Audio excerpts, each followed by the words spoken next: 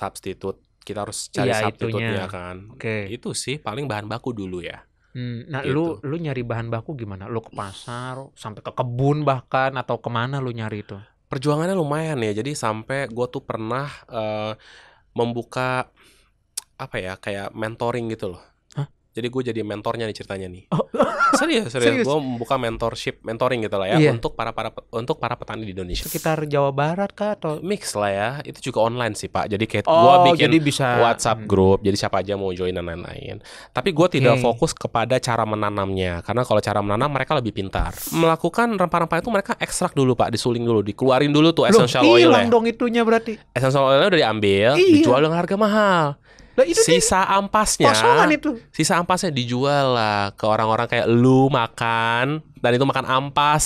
Gue tuh nggak tahu kalau itu kosongan apa enggak. Lo gak susah bedain ya. Gitu. Tapi ada nggak caranya buat tahu? Nggak tahu juga. Gini.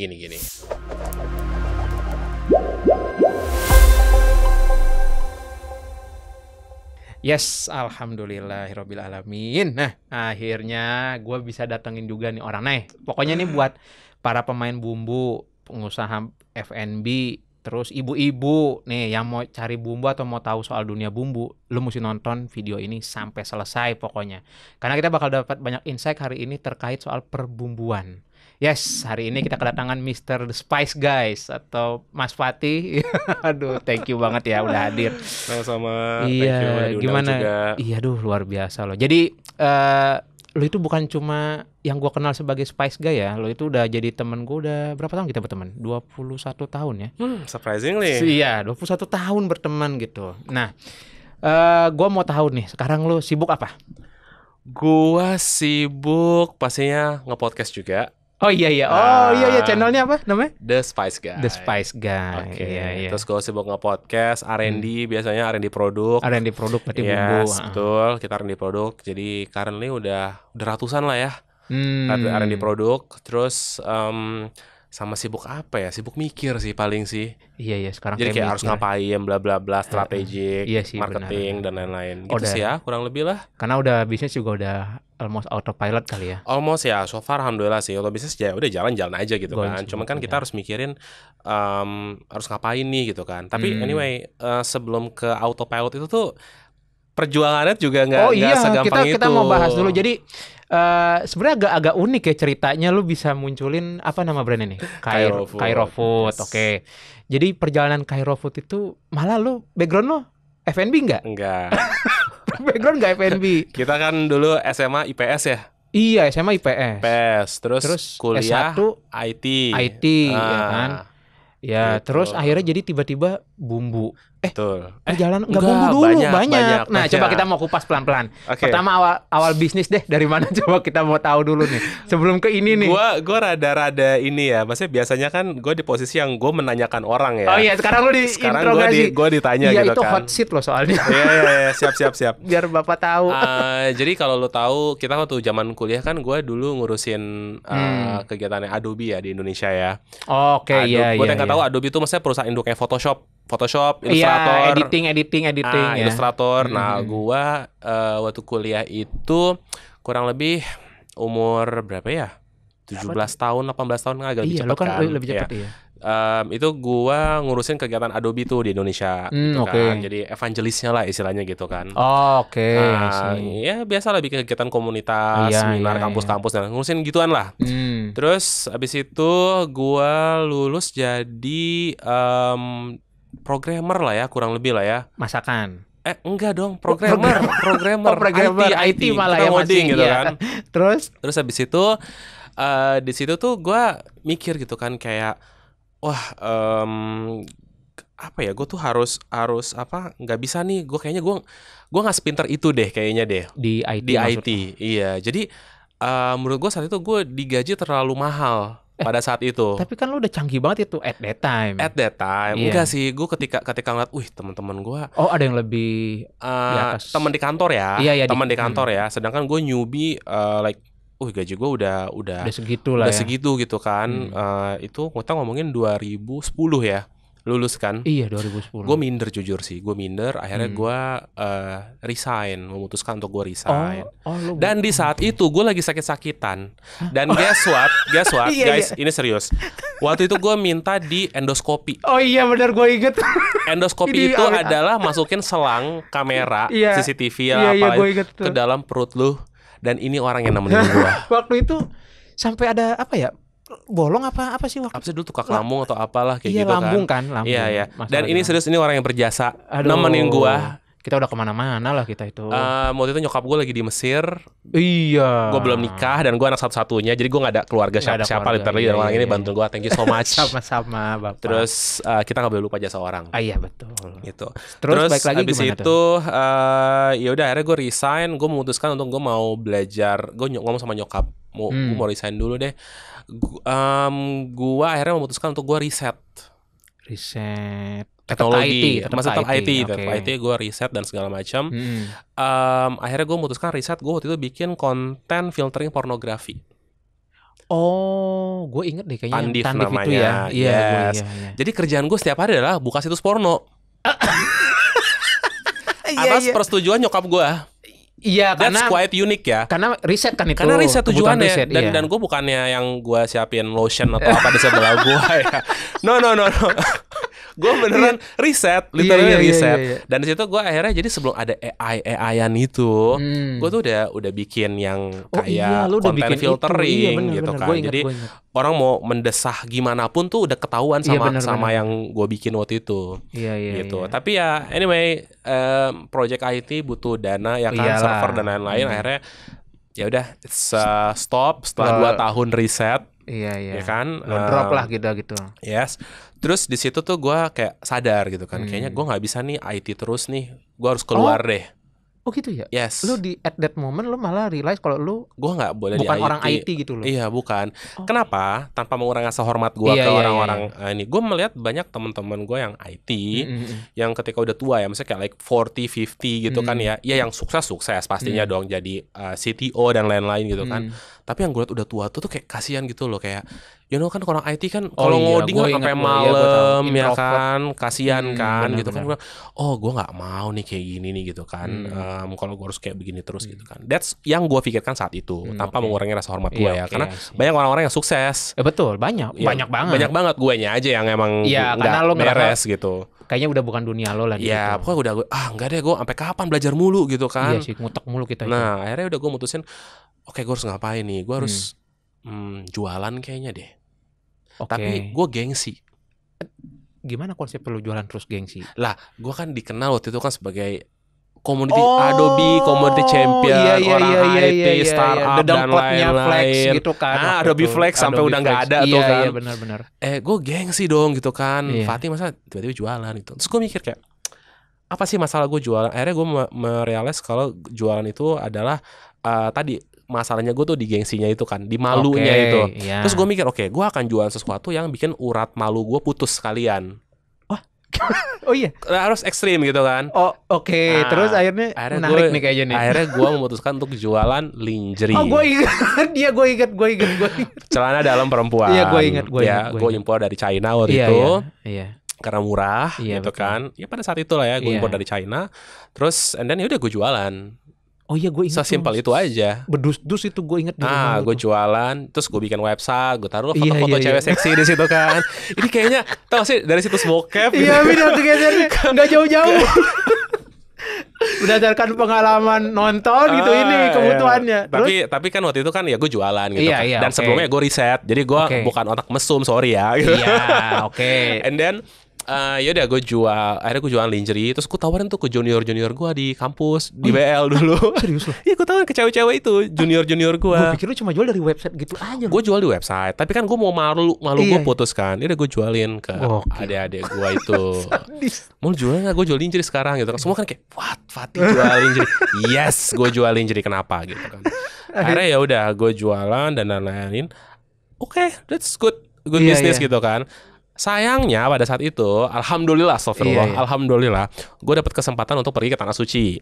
Oh, jadi kayak gitu tuh. Akhirnya gue enlightenment gitu. Gue bilang, wah nggak bisa nih, gue ke tanah suci, tapi gue bisnisnya ada wanita yang ya. Tapi kan sebenarnya nggak apa-apa kalau banyak perdebatan ya secara agama itu boleh atau enggak segala macam. Tapi gue memutuskan untuk kayak oke, gue akan tutup itu mencari ridhonya Allah dan semoga insya Allah ganti dengan dari dia lah gitu. Lingerie itu sweet money nggak di situ? That's good business. Gitu ya? Yes. Oke. Gitu. Terus ya lo produce money lah di situ lah ya. Banyak orang-orang yang bilang kayak ya udah lo tetap jualan tapi pakai patung. Gue bilang orang beli lingerie itu dia akan membayangkan. Oh, itunya. Membayangkan kalau dia akan seseksi itu. Iya, tahu, gua paham. Ya kan. Jadi kalau gue kasih patung, orang kayak nggak pingin. Ya, sama kayak ini ya, kalau di fashion yang bikin baju gaun pesta yang kebuka-kebuka tuh. Ada beberapa yang punya pemikiran, kalau gue ini nanti dilihat sama orang lain, gue juga yang kena gitu. Sebenarnya ini kayak orang jualan pisau lah ya. Oke. Ya kan, kayak orang jualan pisau kayak lo jual itu pisau memang kebutuhannya buat di dapur. Ketika ada orang yang pakai itu buat hal yang lain, masa tukang pisau juga salah? Perdebatannya kan ada di situ tuh akhirnya kan gitu. Oke, akhirnya selesai lah ini, tutup cerita soal lingerie. Tutup. Terus geser kemana nih sekarang? Let me remember ya. Waktu itu kalau nggak salah gue memutuskan untuk Kaskus zaman dulu ya. Oke, iya. Gue jualan waktu itu S Hardware. Itu belum punya websitenya kalau nggak salah. Gue tahu deh produknya tuh. Ini bukan perangkap nyamuk, bukan? Yes. Iya perangkap nyamuk. Gue beli tuh perangkap nyamuk tuh dari S Hardware. Hah? Dari S Hardware gue belinya. Oh, bukan dari China nih? No, dari S Hardware. Gila, tapi lu dari S Hardware. Cuma kan belum ada web, belum ada Tokopedia. Kalau nggak salah ya, Kaskus lah waktu itu. Masih Kaskus. Ya udah, gue jual di Kaskus, rame, laris. Oh iya. Laris gitu kan. Terus lu jualan. Gue akhirnya jual lagi racun waktu itu. Racun tikus, kecoa gitu kan. Gue langsung ke Bayer waktu itu. Gue belinya dari Bayer. Oh, Bayer yang dari Bayer. Bayer tuh Baygon nggak sih perusahaannya? Iya, Baygon. Banyak sih dia. Iya, kalau nggak salah ya. Akhirnya gue memutuskan untuk ambil dari situ gitu. Oke, I see. Terus abis itu ya udah gue jualan dan lain-lain, so far good. Sampai kalau nggak salah ya, gue tuh inget-inget dulu ya. Waktu itu apa ya? Bukan lu jual sempat ini ya, ada bisnis kurir. Kurir. Iya. Akhirnya nggak tahu kenapa waktu itu kayak ada uang lah gitu kan. Bikin lah itu. Akhirnya gue mikir, ini kita mau ngapain nih? Mau jualan makanan atau mau bikin kurir? Iya. Gue kayak entah sama kayak jual kurir, bikin kurir nih gitu kan. Oh, waktu itu udah ada ya si Ijo itu? Setahu gue belum ya. Gue nggak tahu. Iya. Pokoknya kalau nggak salah dia udah ada, tapi masih dalam yang kayak konvensional via telepon. Maybe gitu ya, maybe gue nggak inget sih ya. Yang jelas pada saat itu, ya gue memutuskan untuk bikin kurir gitu kan. I'm sorry gue nggak mau sebut namanya ya. Sorry, yang ini gue nggak bisa sebut namanya nih. Iya. Yang lah. Yang itu lah gitu kan. Tapi kalau kalian bisa Google cari sendiri gitu ya, Ahmad Fatih Hadi kurir gitu ya. Kalian akan tahu tuh perusahaan apa. Sempat kesebut sih sebelumnya. Sebut ya? Tolong disensor. Sensor. Iya. Terus apa namanya? Yaudah, akhirnya gue bikin itu. That's good. 2013 gue bikin itu. Oh, oke. Gitu. Anyway, ini suaranya bocor nggak nih? Enggak sih, aman. Aman ya, oke. 2013 itu gue mulai. Terus waktu itu sempat punya berapa motor lah kayak gitu kan. Sampai kalau nggak salah sih ingat gue itu hampir 20 lebihan kurir ya. Oh iya, banyak banget loh itu di rumah. Iya, 20-an kurir setahu gue. Tapi dengan itu konsep motor yang we own. Kita punya, kita beli motornya. Perusahaan pemilik itunya. Iya, that's why mungkin pada saat itu salahnya ya itu. Sedangkan pada waktu itu kan si dua ijo itu mereka kan sistemnya they don't own ya kan, they just what they call partnership mitra atau apa kan, services bisnis lah dia tuh kan, kayak gitu kan. Jadi gue mungkin melakukan kesalahan di situ, but I think itu menurut gue bukan sebuah kesalahan ya. Why? Because Bluebird kan they own kan the taksinya kan. Nah jadi emang waktu itu gue kalahnya adalah ketika si duo ijo itu melakukan bakar uang. Ketika gue udah nggak bisa compete. Gue udah nggak bisa compete karena memang mereka pengen yang lain mati. Iya, yang kecil-kecil mati. Ngedistrak ini kan ya ekosistem mereka. Iya sih, kan sampai lo lihat kan yang si taksi biru itu kan apa namanya? Akhirnya kesana gitu kan, demo dan lain-lain kan sampai mereka ini. Jadi ya itu akhirnya di situ gue menyatakan oke, gue menyerah lah kayak gitu kan. Dan anyway emang bisnis kurir itu tidak menyenangkan. Mungkin again emang guanya aja ya. Itu adalah masa-masa stressful di hidup gua waktu itu. Gue tahu banget sih itu. Itu very susah, stressful. Lo susah keluar, susah ini, bener-bener even keluar aja tuh masih kayak ntar gimana nih kerjaan. Even udah ada admin, udah ada apa. Gua malam hari itu ngatur rute. Iya, gue inget tuh lo. Ya kan? Gue inget. Besoknya si kurirnya nggak datang. Si drivernya nggak datang. Berantakan kan? Akhirnya gue yang nganter. Oh. Jadi gue tuh sering banget di posisi waktu itu seperti itu. That's very stressful gitu kan. Terus belum kurir-kurir pada saat itu driver gue itu apa ya? Ada yang susah diatur lah. Ya, kayak gitu kan. Manusia kan susah kan berurusan dengan manusia. Iya, di situ gue kayak very stressful. Akhirnya ya udah stop itu bangkrut dan itu gue stres banget karena itu kan uang nyokap nabung. Nyokap gue guru. Simpanan nyokap gue habis sama gue. Stres gak tuh? Mudah-mudahan gak panjang sih celotehannya dia tuh. Enggak sih, waktu itu dia supportive sih gitu. Cuman kan gue tekanan buat gue kan, gue kayak wah gimana, beban lah kita itu beban beban perasaan. Anyway, udah gue akhirnya memutuskan yaudahlah gue waktu itu gue ngapain ya? Gue memutuskan untuk hal yang menarik, menikah. Itu waktu habis itu gue nikah. Oh iya ya? Iya. Oh setelah si kurir selesai lu sama itu gue menikah. Tapi gue ya kayak kayak ya udahlah gue mengakui kekalahan gue lah intinya. Gue berdamai sama diri gue sendiri. Tapi saat itu kan lu udah ada bukan ini sih, tapi makanan kan waktu itu udah jalan. Dulu namanya Piramida Food. Iya itu udah. Dulu Piramida Food. Jadi sambil waktu kurir itu, jadi sekalian kurir-kurirku buat nganter. Ini gitu. gue. Jadi iya. Namanya dulu Piramida Food, tapi kita bukan bumbu, makanan. Waktu masih makanan, gue inget samosa. Jadi betul, samosa, kebuli, biryani, gitu-gituan lah. Oke. Nah, akhirnya gue tadi ya udah gue mau kekalahan gue pulang tuh ke Mesir. Oh iya, lo sempat lama ya, sebulan. Anyway, buat yang nggak tahu, ya jadi nyokap gue itu asli Mesir. Mamanya Fatih itu orang Mesir. Bapak orang Indonesia. Orang Pandeglang, Banten. Orang Banten. Jadi ya, gue orang Banten nih. Iya. Ya nggak percuma kan? Nggak percuma. Keluar. Gitu. Oke. Terus apalagi ya? Lalu balik. Ini kapan keluar dia nih? Si ini nih. Lahir dia kapan? After setelah itu masih. Oh, dia panjang ya? Masih. Itu kalau nggak salah 2017-an kalau nggak salah ini. Gue juga lupa, nggak ingat jujur. Antara 2016, 2017. Seingat gue kalau nggak 17, 18. Gue nggak tahu sih jujur. 17 sih, seingat gue. 17-an ya. Seingat gue kayak 17. Kayaknya lu pernah waktu itu manggil gue untuk bikin bisnis ini. Gue nggak ingat jujur. Gue ingat. Dan bokap sempat gue ceritain. Cuma waktu itu, nah ini nih pelajaran buat gue ya. Ada kadang-kadang chance yang opportunity yang bisa kita dapetin buat kita tuh kayaknya ini remeh gitu. Tapi nggak tahu gitu satu waktu tuh ternyata dia bisa loncat, dan ini termasuk yang salah satu hal yang gue lolos. Ada 2 atau 3 bisnis yang gue tuh lolos, gue nggak masuk, bokap juga nggak masuk, akhirnya tuh terbang gitu. Nah termasuk ini, gue inget lu kalau nggak salah waktu itu sekitar 25 apa 50 juta waktu itu. Justru gue nggak inget ya. Gue inget itu. Gue inget karena waktu lu mau mulai ini lu ngobrol, dari itu lu nanya gitu, maksudnya kayak udah gimana kalau ngerjain ini. Gue tuh kayak nggak kepikiran bumbu anjir ini. Dan bokap juga kan basicnya di properti kan, jadi nggak kebayang. Udah pokoknya itu long short story-nya gitu dah. Oke. Nah, lahirlah ini. Nyambung tadi ya yang meremehkan itu ya. Gue juga dulu meremehkan. Iya kan. Jadi gini. Waktu itu, kita podcast maksimum berapa jam? 2 jam, 1 jam setengah. Oke, yaudah nyantai ya.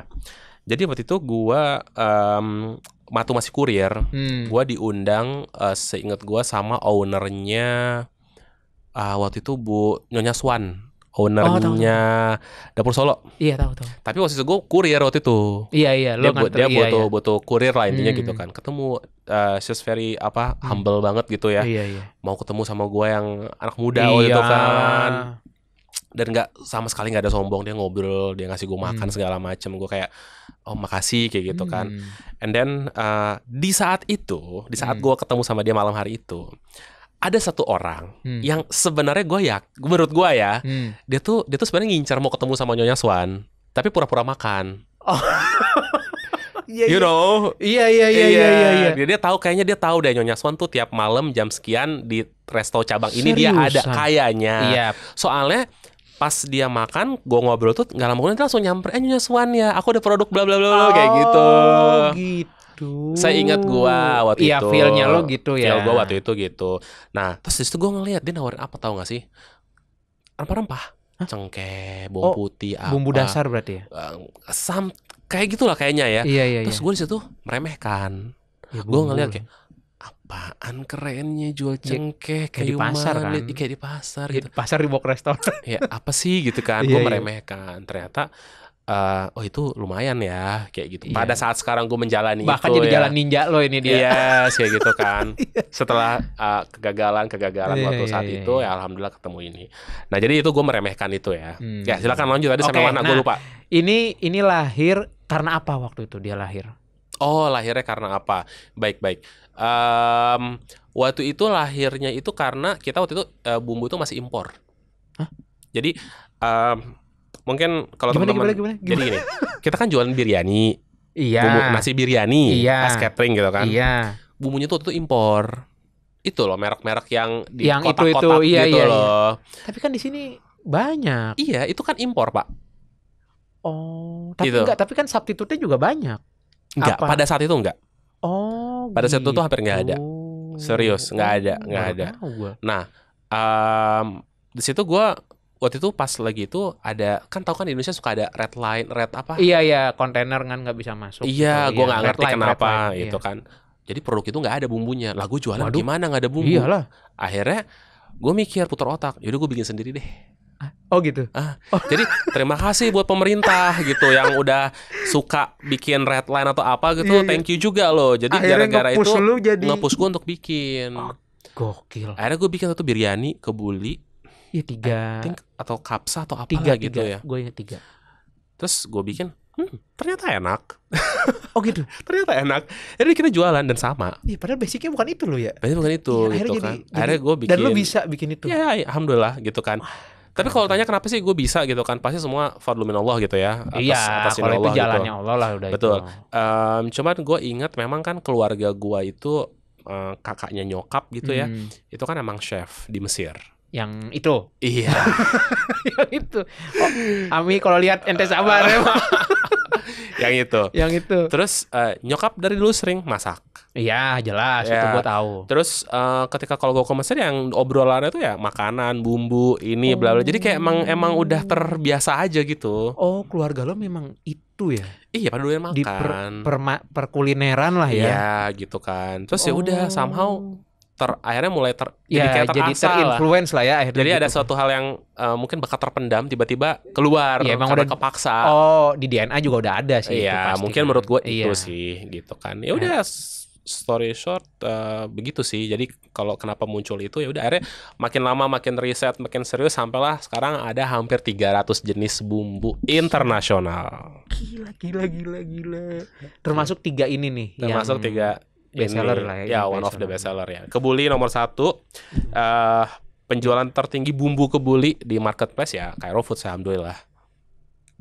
Bumbu ya, bukan yang sama nasi dan lain-lain. No, bumbu ya, kategori bumbu. Iya, itu gue mau bahas tuh. Terus habis itu fajita. Ini fajita tuh apa sih? Ini sih buat tumis-tumisan gitulah, ala Amerika Latin gitu loh.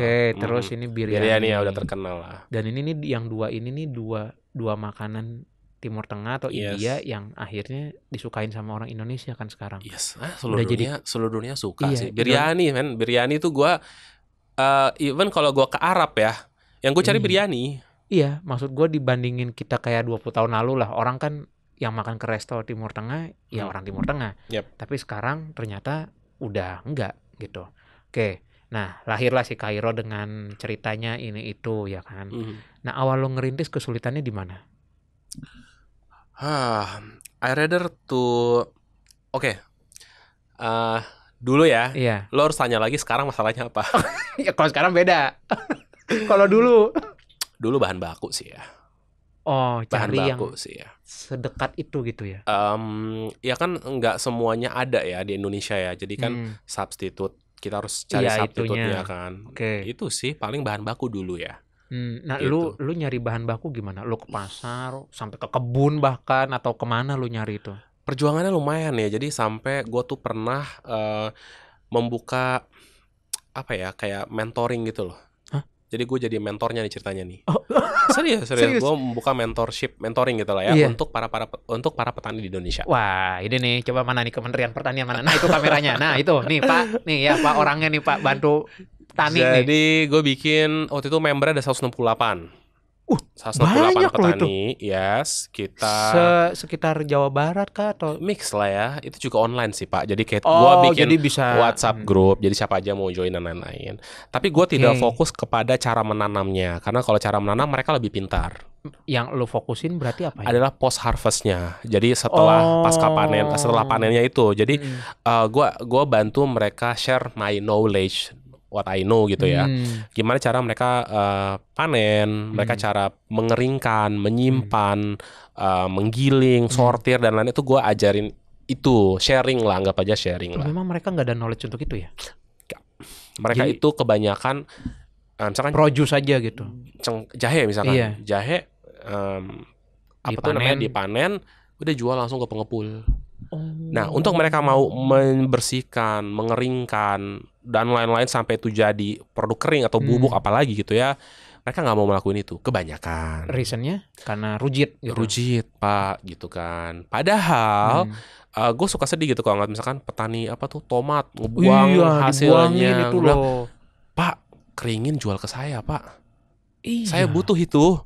Tapi sekarang juga udah mulai ada sih kayak di sosmed tuh kayak orang mulai mengkomentari urusan itu. Jadi kayak ya udah Pak, jangan dibuang walaupun jatuh tapi diolah gitu kan. Termasuk lu ngajarin untuk itu kan. Nah, gue membantu itu karena emang gue butuh barangnya. Satu lu perlu itu kan. Iya. Lu perlu supply barang. Iya, betul. Satu gue butuh banget barang itu dan menurut gue ya apa ya, itu kan bisa naikin value-nya produk mereka kan, daripada mereka jual cuman harga sekian bisa jadi berapa kali lipat kan. Karena dengan mereka menambahkan proses-proses tersebut. Oke. Dan nambahin tenaga kerja juga daripada mereka mungkin keluarganya nganggur dan lain-lain, mereka bisa after that kan bisa jadi cuci produk, dipotong-potong, dikeringin, nanti ada penggilingan, penyimpanan, sealing, udah panjang lah itu. Prosesnya sebenarnya gampang kan, tapi orangnya barrier untuk itu mereka tuh ogah gitu ya. Ogah sih lebih. Jadi apa mau cepat selesai aja gitu. Bahasa Arabnya apa sih? Qanaah apa gimana sih istilahnya? Jadi kayak alhamdulillah udah ada segini, udah selesai gitu loh. Oh iya. Jadi ya, kan salah juga sih. Iya, cuman kan maksudnya kenapa nggak mau gitu kan? Ya kalau saya kaya kan makannya tetap 3 hari, tetap 3 kali sehari. Di situ gue bingung kayak, gue mau coba apa? Coba. Ya udah. Iya, udah susah. Ya udahlah Pak. Gitu. Udah. Apalagi kadang ketika misalkan kita ketemu sama unik ya, gue nggak tahu ini sistem ini apakah dari zaman Belanda dulu atau gimana. Jadi ketika lu datang ke petani, tidak semua ya, tidak semua. Disclaimer ya, ini nggak semua. Sebagian kecil banget. Pak, berapa nih harganya? Gitu kan? Mau beli bahan baku nih? Gue mau beli rempah ceritanya. Oke. Pak, berapa nih harganya? Bapak mau beli di angka berapa? Bentar. Kan gue nggak tahu harganya berapa. Dia nanya balik, gue mau beli di angka berapa? Kok unik sih? Nah, kesel kan? Akhirnya gue bingung lah, gue juga pasti. Bingung kan? Gue nggak tahu harganya berapa. Ya mungkin kalau gue tengkulak yang gue tahu harga pasar, gue bisa sebut angka. Ketika udah di pasar gitu kan. Pada saat itu gue kan nggak tahu, masih newbie nih. Gue bingung dan itu nggak cuma satu, banyak. Begitu. Ya? Oke, terus akhirnya?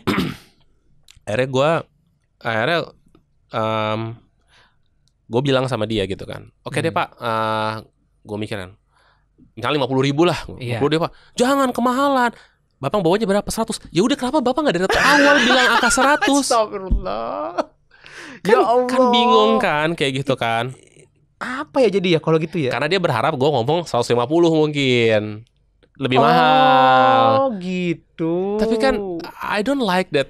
Kita kan jadi kayak cenayang ya. Iya, gue nggak suka gitu loh. Dan itu kan pengaruh ke OPEX lo juga dong. Betul, gue nggak suka kayak gitu. Gue tuh pengennya kayak lu kan yang nanam, gitu lo yang jual, lo tentuin harganya berapa. Sesimpel itu kan. Even sampai sekarang begitu nggak? Gue nggak tahu sekarang karena gue udah nggak mau deal with yang macam begitu. Jadi apa yang gue lakukan? Kenapa gue bikin grup seperti itu, gue ngajarin mereka gitu kan. Ketika lo tahu nih di harga pasaran, misalkan lo jual ke pengepul, let's say misalkan kunyit di angka, let's say 10.000 misalkan, basah. Ketika lo keringkan, lo cuci, keringkan, proses dan lain-lain, lo bisa jual itu dengan harga let's say 25.000 yang kering. Sorry, sebentar. Gue salah ngitung nih. Misalkan mereka jual basah, misal ya, Rp2.000. Basah tuh berarti baru diangkat. Baru diangkat fresh gitu ya, fresh. Rp2.000. Pak, kenapa nggak lo cuci kering dan lain-lain, terus lo jual ke gue hasil akhir udah kering 25.000, dari 2.000 ke 25.000. Ya udah jauh itu kan gapnya kan. Jauh kan sebenarnya. Makin tebel. Ya actually sebenarnya itu kan gini, susut itu kan 1/10 biasanya. Jadi kalau 10 kilo kunyit basah sama dengan 1 kilo kunyit kering. Oh dia menyusut. Pasti menyusut. Tapi kan tetap hitungannya nggak 2.000 ke 20.000, tapi 2.000 ke 25.000 Pak. Jadi gue menghargai ada gap 5.000 karena kering itu kan gitu kan. Even kalau lo bisa kasih harga lebih bagus lagi, kualitas lebih bagus lagi, itu kita ajarin. Go will to pay more, nggak ada masalah. Karena emang kayak Orville itu fokus ke kualitas bukan harga. Lu jangan ngomong sama gue harga deh. Tapi iya bener lo, gue inget banget kualitas lo itu. Sampai gue inget ada satu satu pak jinten ya apa sih yang kayak ada kutunya tuh, kayaknya itu lo orang itu lo udah quality lo ngasih tahu. Itu jadi ya Cairo itu gue pernah datang ke tempat lo. Gak ada. Sama si itu Mbak itu Nisa quality control. Gue inget tuh. Jadi nih viewer nih kalau yang mau tahu kualitinya Cairo tuh kayak gimana, gue sampai geleng-geleng kepala. Jadi tuh sampai ada satu batch jinten kalau nggak salah yang ada kutunya padahal kecil, kutu halus putih, itu di out, nggak diambil sama dia. Dan itu lu udah bayar belum itu? Atau lu kembalikan ke supplier? Kita ada perjanjian sih sama supplier. Jadi kalau gue nemuin kutu, jamur, serangga, lembab, kadar air, kan kita ada parameter pengecekan ya. Kalau nggak sesuai ya kita reject. Sesimpel itu. Makanya kualitinya tuh gue tahu banget. Gitu. Jadi buat gue nggak ada masalah bayar lebih mahal ke petani, tapi lu kasih gue barang bagus ya. Iyalah. Gitu. Oke. Nah itu sih gitu sebenarnya. Dan ada hal menarik tuh gini di dunia industri rempah ini banyak yang orang nggak tahu. Dan jujur gue termasuk gue capek banget ketika harus menjelaskan itu.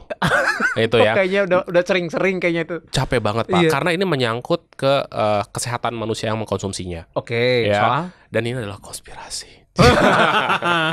Ntar jangan kayak gitu. Ya, jadi serius guys, ini kalian harus tahu rahasia hitamnya dunia bumbu dan rempah gitu ya. Iya.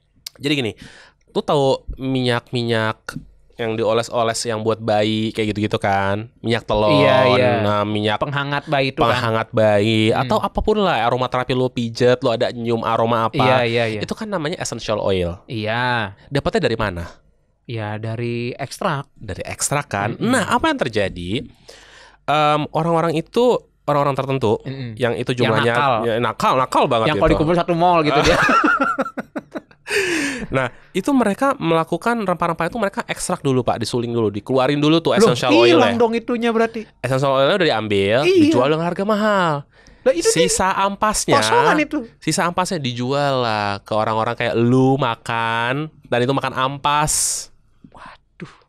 Nah, gue capek menjelaskan hal tersebut. Nggak semua orang ngerti. Jadi apalagi kalau ekspor ke negara-negara tertentu ya, itu gue sampai menolak. Gue nggak mau. Nggak usah, karena gue capek menjelaskan. Karena gue udah tahu itu is about price, not about quality, dan gue nggak mau main di situ. Gila. Jadi diambil dong intinya sebenarnya. Udah intinya. Jadi lu makan masih ada, bau-baunya masih ada. Kalau gitu gue mendingan essential oil aja gue tumpahin ke bumbu masakan. Beda. Iya kan? Coba tuh lu pada guys punya essential oil, hati-hati tuh. Lu ada jangan-jangan garam di rumah lu udah diambil essentialnya tuh. Iya. Jadi itu yang terjadi. Jadi mereka mengekstrak essential oilnya atau komponen-komponen tertentu sehingga ampas-ampasnya itu lain dijual. Iya masih ada rasanya. Iya, masih ada tapi kan apa yang lu makan ampas, lu makan sampah. Iya Pak, karena kan bumbu juga sebenarnya ada kandungan kayak gizinya kali ya. Iya, mineralnya nutrisi dan lain-lain dan komponen-komponen yang memang memberikan lu efek sehat harusnya. Asam. Nah itu nggak ada Pak, hilang. Bukan dibikin jadi obat herbal enggak? Kenapa? Dibikin obat herbal enggak? Nggak tahu lah pokoknya. Ya nggak whatever itu. Tapi kan mereka nggak salah. Yang jual essential oil nggak salah dong. Iya nggak salah lah. Yang jual obat herbal nggak salah dong. Iya. Yang salah siapa nih? Orang yang menjual bumbu seakan-akan itu bumbu, tapi padahal itu ampas. Itu kosongan. Iya. Itu kosongan. Waduh. Itu menurut gua jahat gitu loh. Ya, tapi iyalah. customer sudah terbiasa Pak dengan itu. Ya kita kayak end customer. Gue tuh nggak tahu kalau itu kosongan apa enggak. Lo nggak susah bedain ya, gitu. Tapi ada nggak caranya buat tahu Nggak tahu juga. Gini. Kalau orang udah terbiasa dengan rempah, they can taste, they can smell gitu kan. Ini seperti apa? Tapi cara paling simpel sih sebenarnya gini. Ketika lo beli bumbu, lo lihat nih, ini bisa buat masak berapa banyak. Oh, gua paham. Jadi misalnya kalau dia yang benar, dia itu misalnya setengah sendok dia cukup. Tapi kalau dia udah kosong mungkin bisa 2 sendok atau lebih gitu. Yes. Sampai ketemu taste-nya itu. Yes. Kayak gue tahu deh itu ada beberapa sih yang gitu. Banyak. Bahkan sampai ada, gue nggak mau sebut. Udahlah pokoknya adalah. Yang gitu, ada. kebanyakan itu yang dari negara-negara tertentu, like. Oh iya. Yes.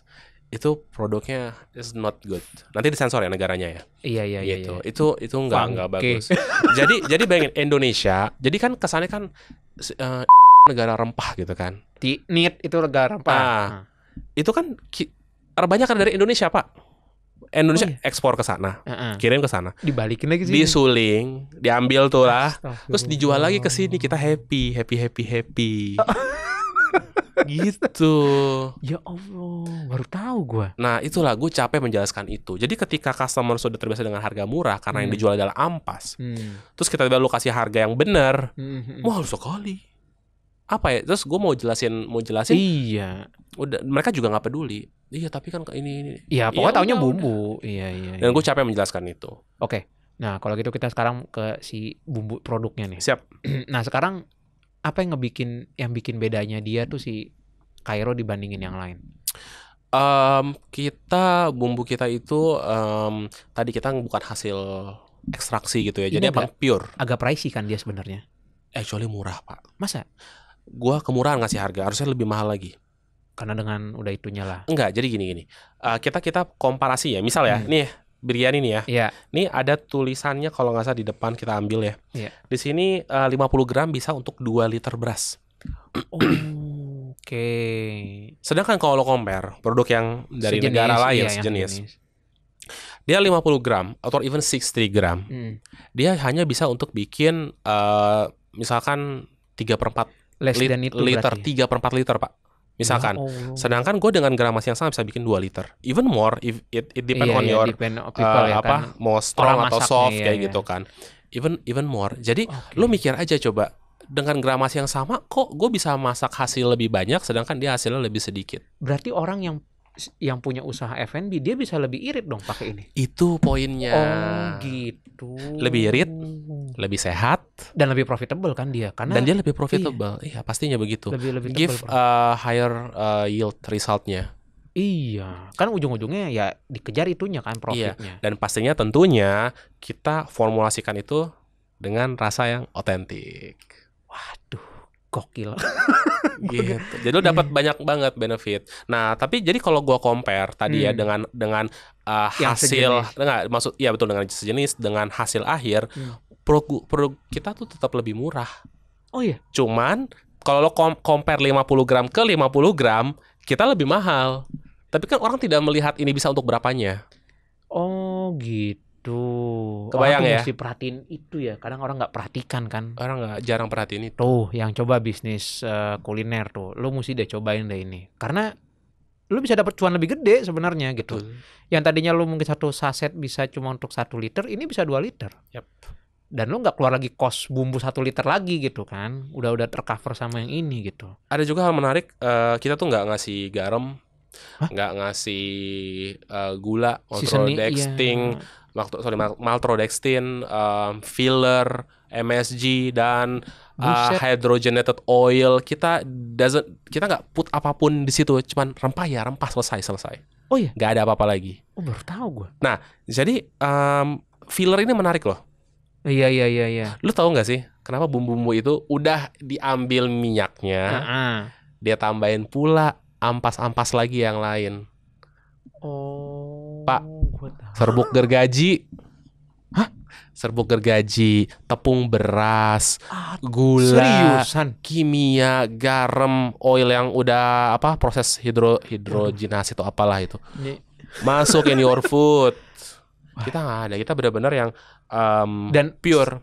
Yang itu masih beredar gitu. Silikon dioksida. Wah, you name it lah. Masih beredar tuh barang di iyalah. Di sini. Iyalah, masih lah. Tidak lu pada. Gitu. Nah, selamat dah lu sama Rayap satu level tuh berarti tuh. Tapi gue nggak bilang yang itu dia pakai serbuk gergaji ya. Iya, pokoknya ada beberapa yang punya kandungan kayak begitu. Iya, filler itu. Atau kalau masih beretika sedikit, ya mungkin ranting cengkeh, daun cengkeh gitu. Bukan cengkehnya. Rantingnya. Kayak Mr. Bean bikin kue snack itu ya, rantingnya. Iya. Atau kalau teman-teman yang suka konsumsi mungkin apapun biji pala tuh ya. Biji pala. Iya, biji pala. Biji pala tuh kan ada cangkangnya tuh. Iya. Itu dia digiling sama cangkang-cangkangnya. Padahal jadi lu akan bisa ngerasakan kayak gerutuk-gerutuk kayu cangkangnya itu. Oh, gue pikir emang begitu ya kan. Oh. Kacau gue juga. Jadi kalau yang bagus itu adalah ya dia smooth gitu. Smooth, lu nggak akan feel si cangkangnya itu. Jadi digiling sama cangkangnya. Bu ibu ke pasar tuh beli bumbu. Kalau ada kresek-kresek, lu harus pertanyakan. Ada apa itu? Iya gitu sih. Gitu. Jadi banyak sih sebenarnya kalau kita mau bahas ya soal si bumbu ini. Soal si ini bumbu, konspirasinya dan lain-lain. Dan lu tuh dari IT lu bisa jadi expert di bumbu itu amazed banget lu tuh. 7 tahun ya berarti ya. Kurang lebih lah ya. Gue ingat sekitar itu sih. Iya. Sekitar itu. Karena gue gak ada pilihan lain. Iya. Gue harus mengakui itu. Hidup udah terjun di situ udah pokoknya. Tenggelam di situ udah. Iya, udah gue gak ada pilihan lain ketika gue mau ngapain gitu kan. Mungkin lu tahu kan ya kayak usaha apa gitu kan udah jalanin semua. Kita udah jalanin semua. Udah mau ngapain lagi gitu kan. Udah emang di sini ya udahlah. Buset dah, gue baru ini. Nah sekarang lu sebagai owner, lu masih berkecimpung di bisnis ini sebagai apanya lu di situ? Gua punya tim yang alhamdulillah solid lah dia. Ya bersyukur lah itu ya, pastinya melalui melalui seleksi yang seleksi alam juga lah itu pasti. Ya pastinya melalui seleksi yang lama. Terus yang so far sekarang alhamdulillah isinya ketika gue merekrut karyawan itu gue melihat ada pola-pola yang harus gue ikutin gitu kan. Berdasarkan pengalaman lu. Berdasarkan pengalaman. Misalkan kalau yang terserah lu deh, lu mau bilang gue aneh atau apa. Tapi kalau misalkan gue percaya itu ya gue lakuin. Iya kan itu memang kayak kulturnya lu juga kan. Iya gitu. Kayak gitu sih. Jadi di situ gue ketemu polanya. Polanya begini. Nah lu tertarik soal ini nggak, soal kenapa tuh bisnis bisa automate?